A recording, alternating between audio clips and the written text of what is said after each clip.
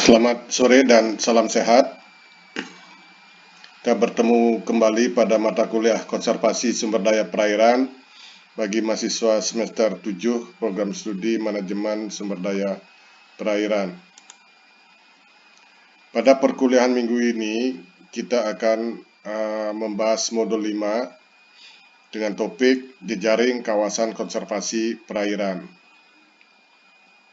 Modul ini membahas tentang jejaring kawasan konservasi perairan atau KKP dari aspek kebutuhan dan manfaatnya, kriteria ekologis dalam perancangan atau desain jejaring KKP, dan praktek terbaik untuk perencanaan dan implementasi jejaring KKP. Nah, sesuai dengan substansi dari modul ini, maka pembelajaran modul 5 ini diharapkan mahasiswa hendaknya mampu untuk mendefinisikan tentang jejaring KKP, kebutuhan, kepentingan, dan jenis-jenis jejaring KKP, kemudian mengidentifikasi kriteria ekologis dalam perancangan atau desain jejaring KKP, dan mengenali praktek terbaik best practice ya untuk perencanaan dan implementasi jejaring KKP. Diskusi pada modul ini dibagi ke dalam 3 bagian ya, yang akan dibahas sekaligus pada minggu ini, yaitu definisi jejaring KKP, kebutuhan dan kepentingan serta jenisnya, kriteria ekologis desain KKP, dan praktek terbaik untuk perencanaan dan implementasi jejaring KKP. Langsung saja ke materi pertama, definisi jejaring KKP, kebutuhan, kepentingan, dan jenisnya. Pertama, tentang definisi jejaring KKP. Apa yang dimaksud dengan jejaring KKP atau jaringan KKP?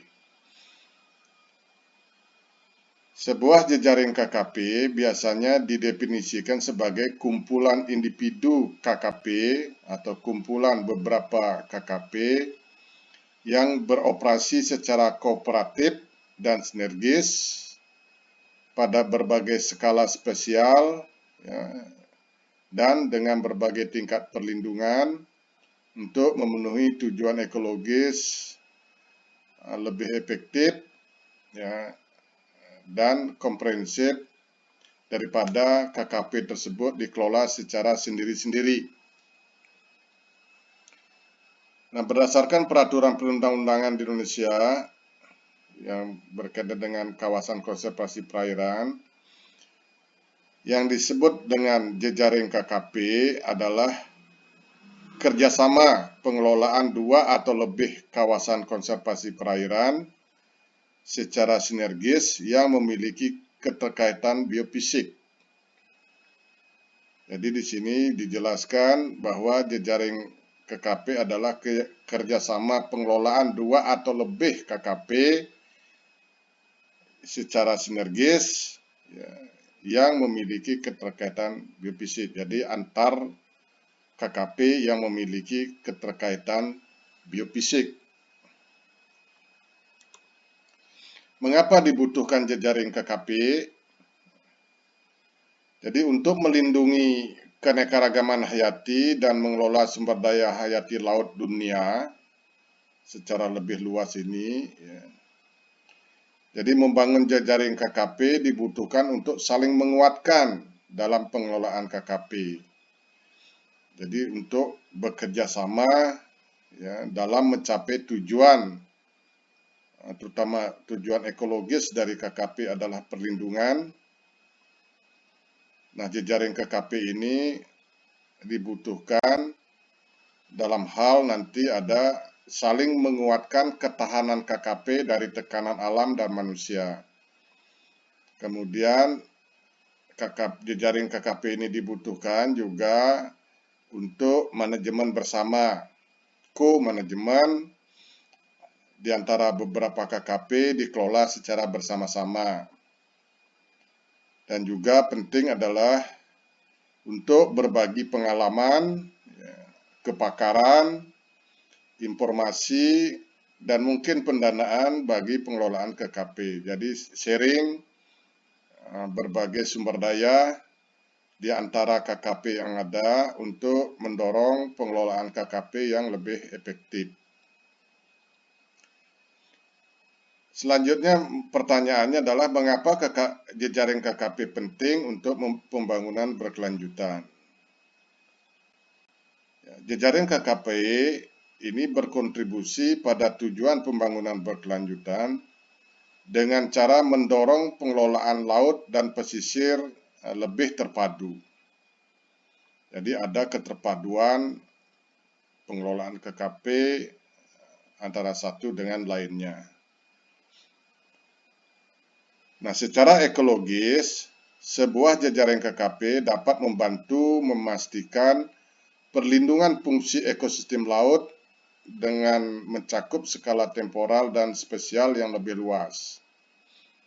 Jadi di antara KKP itu bekerjasama, kawasan konservasi itu bekerjasama, maka ini saling menguatkan perlindungan.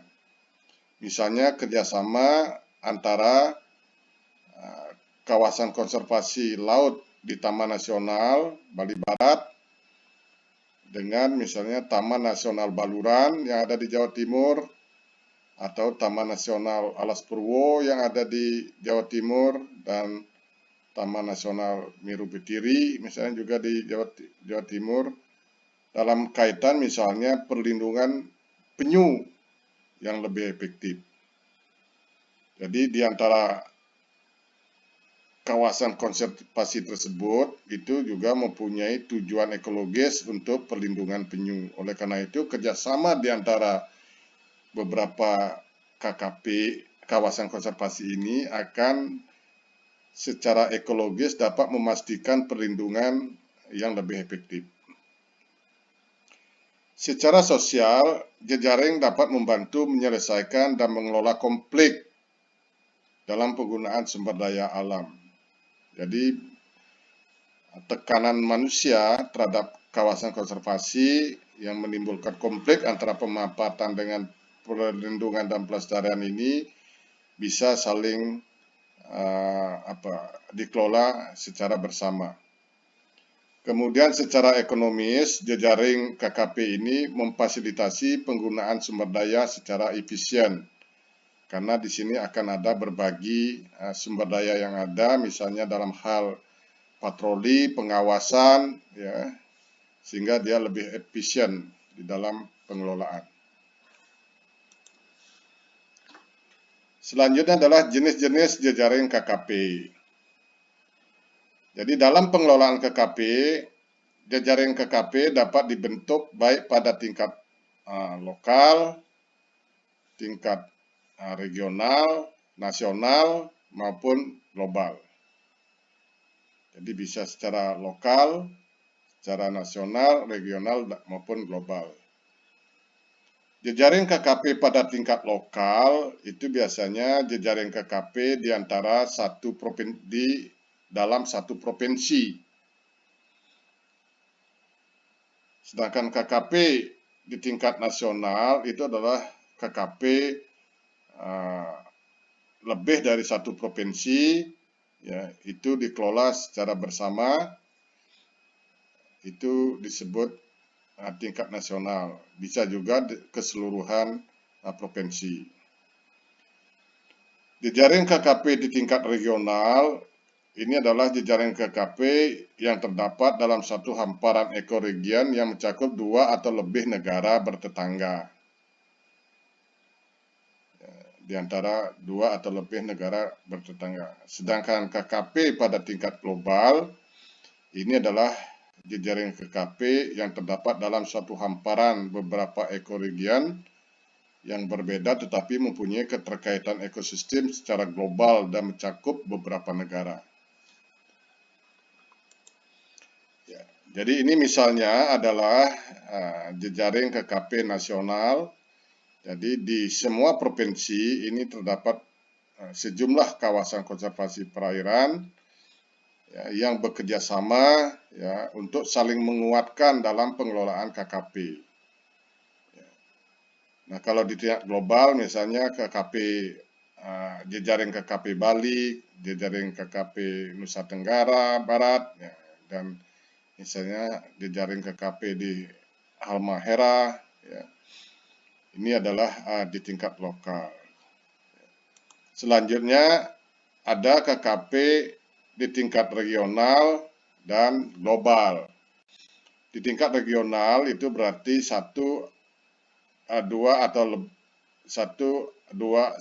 dua negara ya.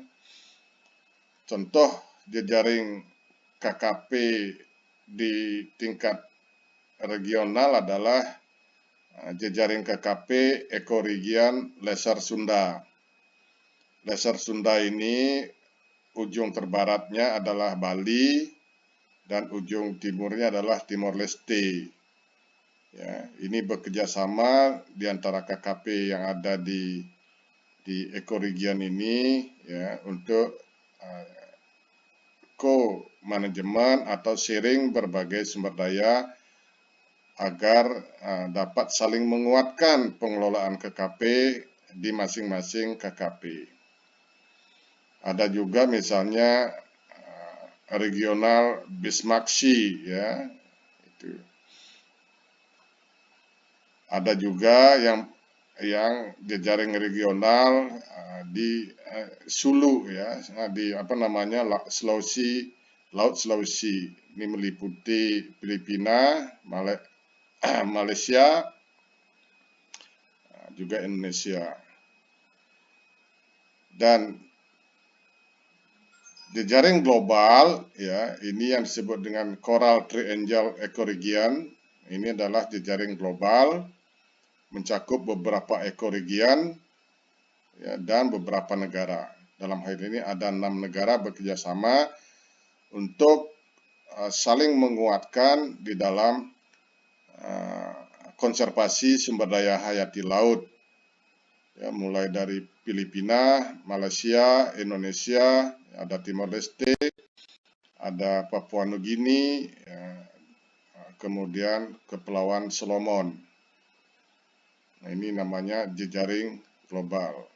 Ya, ada komitmen dari negara-negara anggota jejaring ini untuk bekerja sama ya, dan berbagi sharing dalam pengelolaan kawasan konservasi atau marine protected area ya, dalam tujuan-tujuan tertentu, termasuk di dalam perikanan berkelanjutan dan menjaga kelestarian ekosistem dan sumber daya hayati.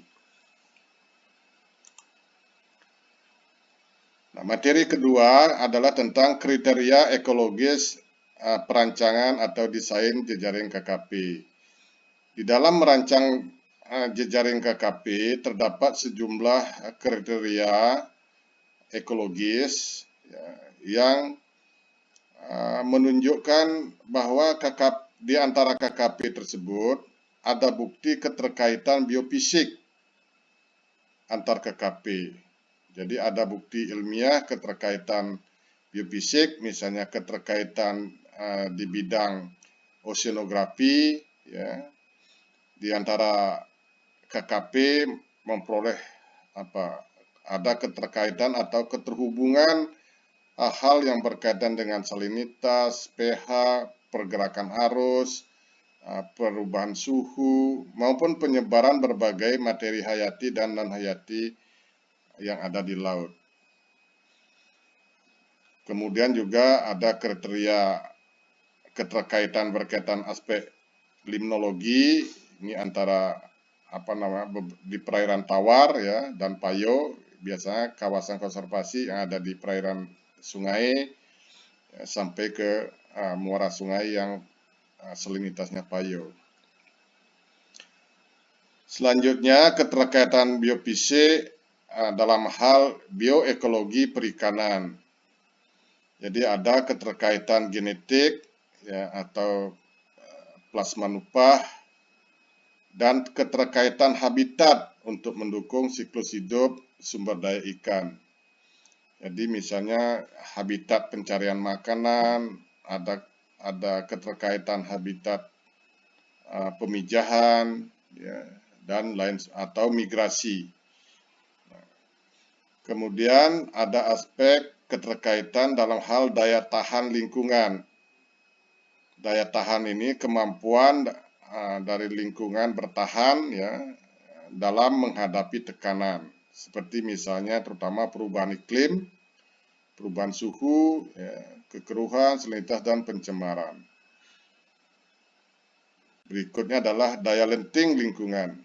Nah, perbedaan dengan daya tahan dan daya lenting, kalau daya tahan kemampuan bertahan, sedangkan daya lenting ini adalah kemampuan ekosistem untuk pulih setelah mengalami gangguan atau beradaptasi ya. Selanjutnya, walaupun tidak pulih, ya kembali seperti keadaan semula, mungkin bisa beradaptasi setelah terkena gangguan.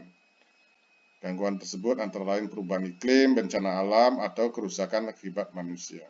Gitu. Oleh karena itu, di antara KKP ini perlu bekerjasama dalam meningkatkan daya lenting. Misalnya salah satu KKP mengalami kerusakan, tetapi karena satu KKP lain yang di dekatnya ini masih bagus, dia bisa mensuplai misalnya kerusakan terumbu karang, bisa mensuplai larva ya, dari satu kawasan ke kawasan lainnya dalam rangka pemulihan ekosistem terumbu karang di kawasan konservasi lain di sekitarnya yang menjadi jejaring.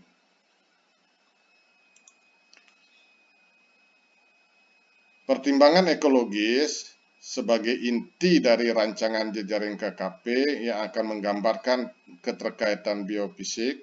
Jadi ada pertimbangan-pertimbangan ekologis sebagai inti dalam rancangan jejaring KKP pada saat kita merancang jejaring KKP yang akan menggambarkan keterkaitan biofisik. Jadi keterkaitan biofisik itu digambarkan dalam hal keterwakilan. Apa yang dimaksud dengan keterwakilan adalah jejaring KKP harus mewakili jajaran keanekaragaman hayati laut dan lingkungan fisik terkait. Ya, mungkin ini ada satu KKP mewakili keanekaragaman terumbu karang, KKP lainnya mewakili keanekaragaman ikan, KKP lainnya mungkin mewakili keanekaragaman mangrove ya. Ini akan saling menguatkan. Kemudian keterkaitan fisik berkait dengan replikasi. Jadi semua habitat di setiap wilayah harus direplikasi dalam jaringan. Maksudnya begini, replikasi sini artinya misalnya kawasan konservasi perairan di Nusa Penida, di situ ada terumbu karang yang habitat terumbu karang sebagai area yang dilindungi. Demikian juga KKP yang ada di Lombok Barat misalnya juga ada terumbu karang yang dilindungi. Jadi ada replikasi habitat sehingga seperti tadi apabila terumbu karang yang di Nusa Penida mengalami gangguan, ya, nanti pemulihannya bisa lebih cepat dari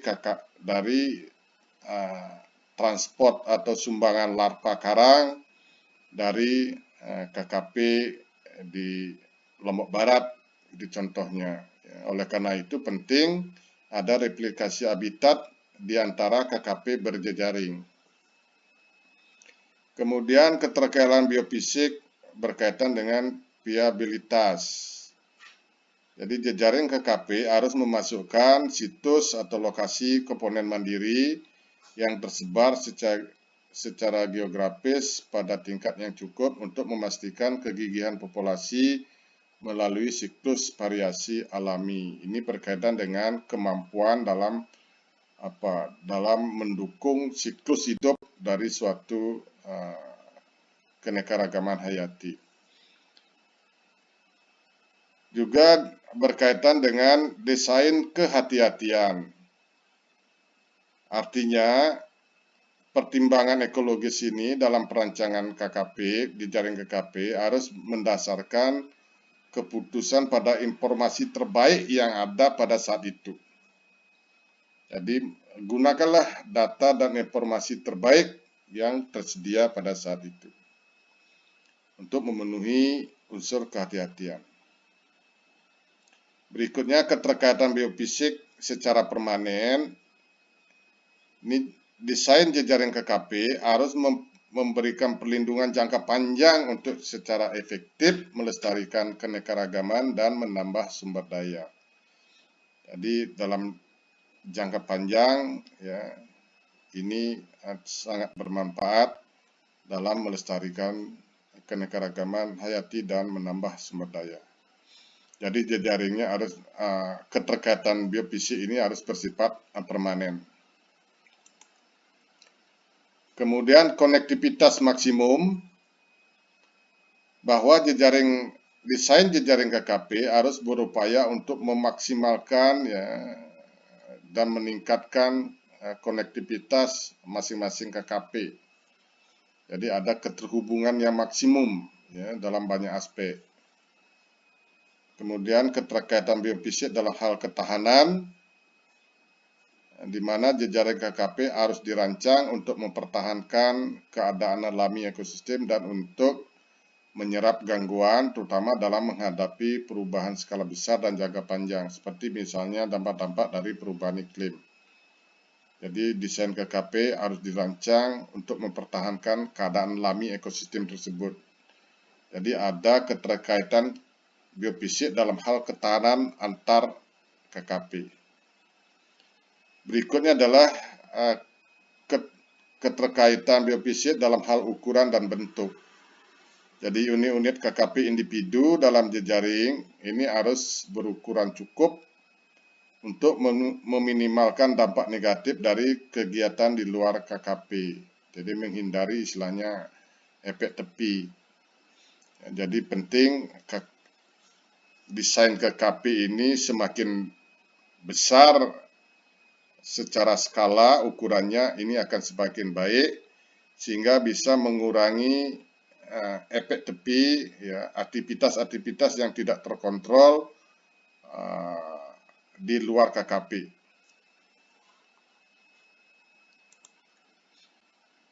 Nah, beberapa praktek terbaik materi ketiga untuk perencanaan dan implementasi jejaring KKP.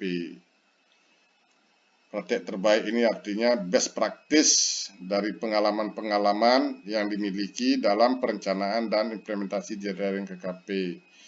Jadi gunakanlah best practice ya, praktek-praktek terbaik yang dimiliki.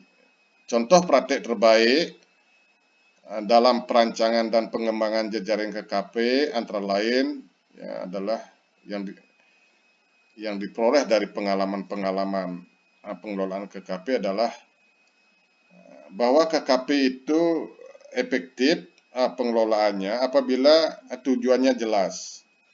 Oleh karena itu, pada saat penetapan mendesain jejaring KKP juga tetapkan tujuan yang jelas dari jaringan yang dibentuk. Baik itu tujuan ekologis, misalnya untuk perlindungan, apakah tujuan ekonomi dalam meningkatkan efisiensi pengelolaan, atau aspek sosial budaya dalam hal mengatasi konflik. Juga menetapkan komitmen dan kemauan politik jangka panjang. Jadi perlu ini menetapkan komitmen dari masing-masing KKP untuk saling bekerjasama, ya, saling berbagi dalam mencapai sasaran daripada konservasi dalam jangka panjang. Contoh misalnya komitmen negara-negara sesama jejaring global Coral Triangle. Itu tentu dibutuhkan komitmen dan kemauan politik, ya, termasuk politik tingkat tinggi. Dalam hal ini adalah komitmen dan kemauan politik presiden. Berikutnya praktek terbaik, gunakanlah partisipasi pemangku kepentingan. Jadi dorong partisipasi pemangku kepentingan di dalam merancang jejaring GKP. Jadi melibatkan seluruh pemangku kepentingan yang terkait dengan KKP. Berikutnya adalah memanfaatkan sebaik-baiknya informasi yang tersedia. Ini dari aspek kehati-hatian, ya. Jadi gunakanlah data dan informasi yang terbaik yang tersedia saat itu. Berikutnya adalah mengembangkan kerangka kerja pengelolaan terpadu. Jadi pengelolaan terpadu ini dalam konsep ICM, ya, Integrated Coastal Management, sudah banyak kita pelajari. Gunakanlah kerangka kerja itu, ya, keterpaduan dari berbagai aspek, ya, dalam mewujudkan tujuan dari konservasi. Terakhir adalah gunakan teknik manajemen adaptif. Nah, kembali lagi, ini juga prinsip daripada pengelolaan pesisir terpadu diterapkan pada jejaring KKP, yaitu manajemen adaptif. Apa itu manajemen adaptif? Manajemen yang selalu responsif terhadap perubahan-perubahan dan dinamika yang ada. Jadi ada upaya secara responsif untuk memperbaiki rencana-rencana pengelolaan berdasarkan dinamika dan data informasi terbaru yang dimiliki sebagai input perencanaan, dan terus mengumpulkan data dan informasi sebagai pasokan dalam perencanaan yang lebih baik. Jadi demikian materi kuliah sore ini. Kita akan ketemu pada sesi diskusi, dipelajari secara lebih cermat modulnya. Kita akan ketemu pada sesi diskusi. Sekian, terima kasih atas perhatiannya.